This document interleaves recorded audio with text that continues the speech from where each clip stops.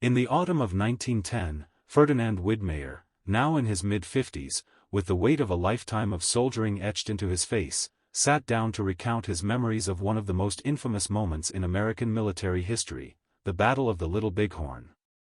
Though he hadn't fought directly in the battle, his service with the 7th Cavalry, his experience with the aftermath, and his relationships with the soldiers who had been there, made his account an important piece of the larger historical puzzle. Widmayer had enlisted in the U.S. Army in 1873, shortly after emigrating from Germany. Over the years, he'd seen much of the American frontier, its harsh landscapes, its combative tribes, and its relentless military campaigns. By 1876, when the 7th Cavalry found itself embroiled in one of the most tragic and iconic defeats in American military history, Widmayer was stationed at Yellowstone Depot, far from the hotly contested battlefields of Montana. He wasn't part of the fateful fight, but his story is a valuable window into the days that followed and the men who were forever changed by that tragic day. Widmayer's voice was low but firm as he began his retelling.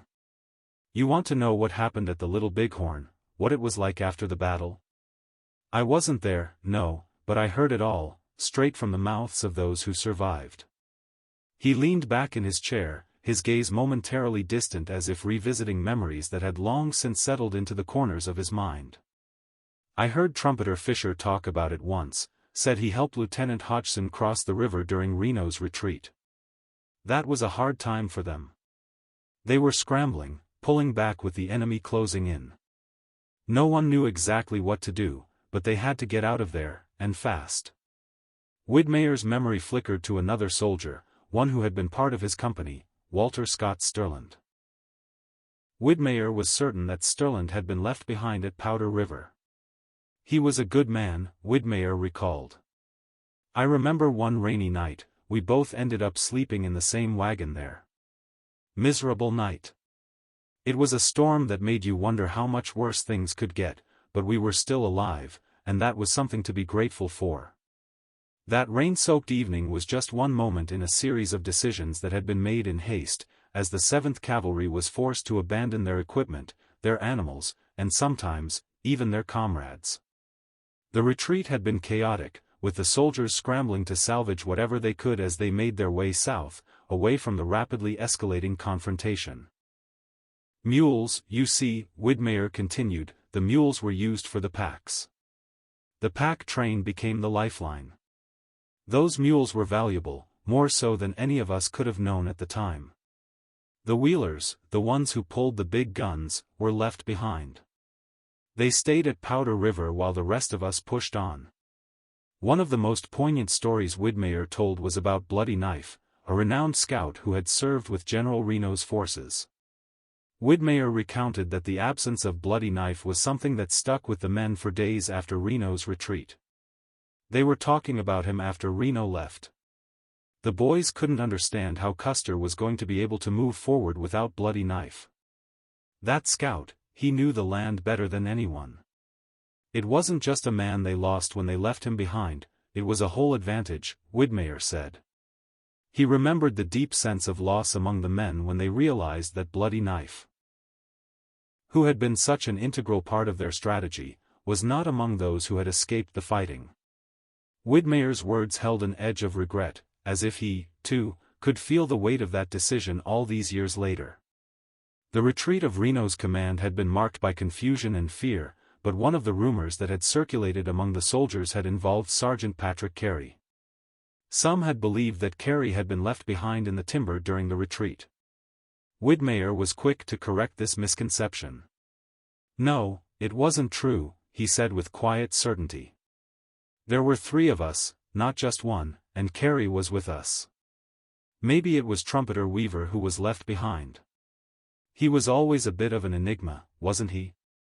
Perhaps one of the most unsettling aspects of the aftermath of the battle was the discovery of a dead soldier's body near the Rosebud. The body, according to those who found it, had been there for some time, weathered by the elements, stripped of all identity. James M. Rooney, a private from Company F, was one of the first to see it. Rooney said there was this man lying out in the open. Not a soul around. No log to hide behind, no brush to cover him. Just bones, clothes rotted away. It had been a long time, maybe a week, since the man had fallen, Widmayer recalled. There was a carbine next to the body, still in its sling, and a man's skeleton lying there as though time had forgotten him. Rumors swirled about the identity of this soldier. Some said it could have been Nathan Short, a soldier from Custer's command. But, as Widmayer was quick to point out, the body had been dead for too long for it to be Short. The body was decayed beyond recognition, he said. Clothing had rotted, bones had begun to show. There was no way to know for sure. All we knew was that it was a man who had tried to get away, tried to survive, but didn't make it. The remains were eventually buried in that lonely spot. The mystery of the soldier's identity lingered long after, with rumors and whispers continuing to circulate among the men who had been part of the retreat. We buried him there. Couldn't leave him out in the open, exposed like that. Whether he was one of ours or not, he deserved a proper burial. Though Widmayer had been stationed far from the battle itself, the events of the Little Bighorn cast a long shadow over his service with the 7th Cavalry. He had seen firsthand the effect of the defeat on the morale of the soldiers, many of whom were convinced that the loss was not just a military failure, but a failure of leadership. There's something about war, Widmayer reflected.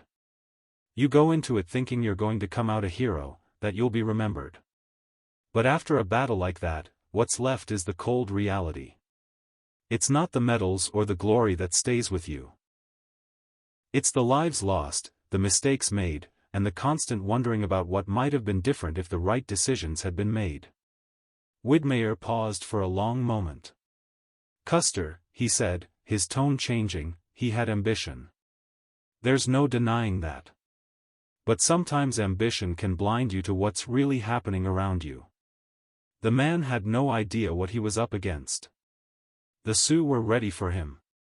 And Reno? Hell, he didn't have a clue how bad things were going to get. He continued, Custer wasn't just fighting a battle that day. He was fighting his own ego, too. I think that's what doomed him. When you're too proud to see the whole picture, you end up getting a lot of good men killed. Widmayer's words carried the wisdom of years spent on battlefields, seeing firsthand what pride and miscalculation could do to a man and his men. I wasn't there at the Little Bighorn, but I'll tell you this, it wasn't just the soldiers who suffered. It was the families. The wives, the children. The entire nation felt it. We all did. The years since the battle had not dulled Widmayer's memory. He had seen much in his time, but the loss at Little Bighorn, the confusion of the retreat, and the countless theories about the battle's true meaning remained with him. His words, though quiet, carried the weight of experience. The thing with history, he mused, is that it's written by those who survive. But sometimes, the stories that get passed down don't tell the whole truth. They don't tell you about the fear, the confusion, the men who never made it back. History's a funny thing. It's part fact, part legend. As the interview came to a close, Widmayer's thoughts returned to the soldiers who had fought at the Little Bighorn, the men who had given everything and the men who had to carry their memories. War is a strange thing, he said. It leaves scars you can't see. But you carry them all your life. With that, he stood, his back straight, his mind still alive with the past. And though the details of the battle would never fade from his memory, it was clear that the lessons of the Little Bighorn were ones he would never forget.